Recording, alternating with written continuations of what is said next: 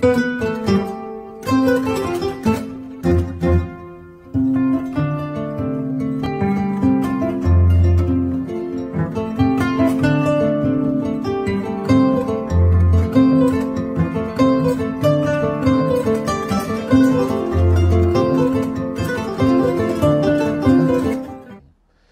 amis, la vidéo de ce jour porte sur, encore une fois, la lutte contre la corruption.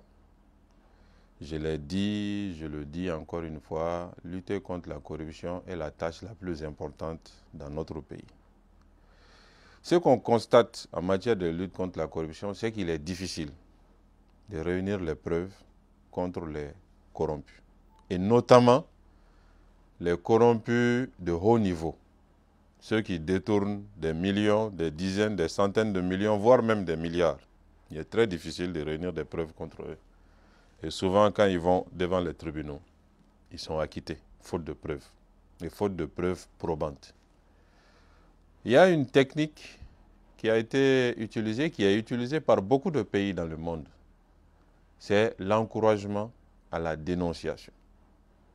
Dénonciation par des personnes qui ont à leur possession des preuves contre les voleurs et contre les corrompus et contre les corrupteurs et de manière générale contre tous ceux qui s'enrichissent aux dépens de la collectivité. Je pense qu'au Mali, c'est ce que nous devons encourager. Encourager le système de dénonciation des personnes qui portent atteinte au bien public de manière générale. Parce que les proches sont ceux qui ont tous les moyens pour collecter les preuves. Les proches sont ceux qui sont souvent choqués par l'attitude de leurs responsables, de leurs parents, de leurs proches par rapport au bien public. Donc il faut que nous prenions des textes pour encourager les proches des voleurs à les dénoncer. Des textes d'abord pour les protéger, ceux qui dénoncent. Les textes pour les encourager. Les textes pour les rémunérer. Il n'y a pas meilleur encouragement que la rémunération. S'il dénonce quelqu'un et que la personne est convaincue de fraude et la personne est sanctionnée, les sommes qui sont recouvrées, une partie doit leur être versée. Je pense que c'est cela qui va inciter les gens à dénoncer les fraudeurs.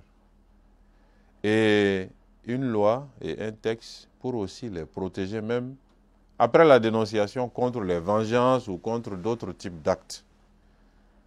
Beaucoup de pays, de grands pays, ont pris des textes de ce type et grâce à ces textes, ils arrivent à lutter efficacement contre la corruption. Ils arrivent à recouvrer des sommes importantes pour la collectivité. Et ils arrivent donc à faire en sorte que les dirigeants soient exemplaires. Parce que l'autre élément de la dénonciation, c'est aussi cela. C'est de créer un environnement où tout le monde soupçonne tout le monde. Et chacun a peur. Si on crée un environnement de peur, chacun fera attention.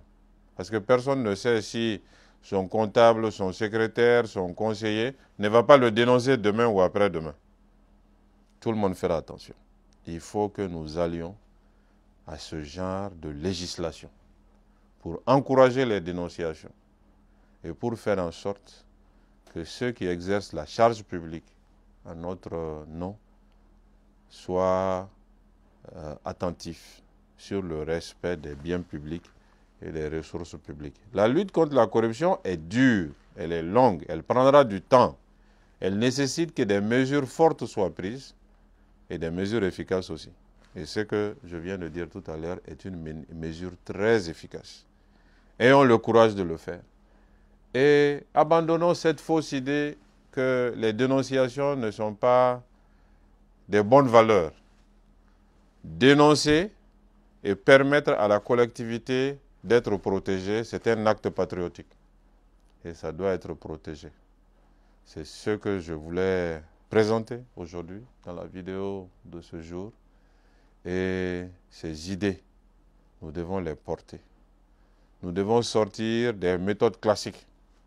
Depuis 60 ans où on parle de lutte contre la corruption, il est temps d'essayer autre chose et d'essayer autre chose d'efficace comme les autres le voient.